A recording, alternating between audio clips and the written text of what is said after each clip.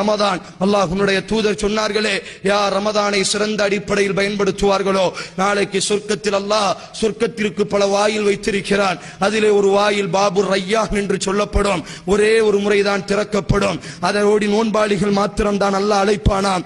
ஐனஸ்ஸாயிம், எனக்காக வேண்டி நோன்பு நோற்றவர்கள் எங்கே என்று அல்லாஹ் அழைக்கும் பொழுது அத்தனை நோன்பாளிகளும் அந்த வாயிலோடி சொர்க்கம் நுழைவார்கள். இன்னும் அல்லாஹ்வுடைய தூதர் சொன்னார்களே, இரண்டு விஷயங்கள் அல்லாஹ்விடத்தில் சிபாரிசு செய்யும்.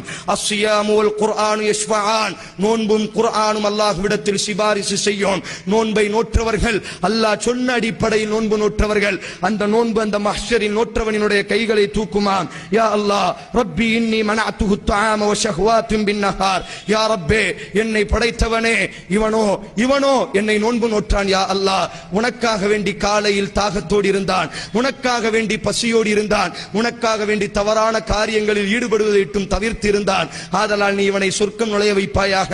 குர்ஆன் இடது கையை பிடித்து சொல்லுமாம், அல்லாஹுவே அல்லாஹுவே மனஅத்துஹுன் நௌம், உனக்காக வேண்டி என்னை ஓதியதற்காக வேண்டி தூக்கத்தை இழந்தான். யா அல்லாஹ், என்னை ஓதியதற்காக வேண்டி மக்கள் எல்லாம் தூங்கும் பொழுது கால் கெடுக்க இரவிலே நின்று என்னை ஓதினான். யா அல்லாஹ், ஆதலால் இவனை நீ சொர்க்கம் நுழைய வைப்பாயாக என்று குர்ஆனும் நோன்பும் சிபாரிசு செய்து அவனை சொர்க்கம் அழைத்து செல்லும் என்று, ரய்யான் என்ற வாசலோடி அழைத்து செல்லும் என்று ரசூலுல்லாஹ் சொன்னார்களே.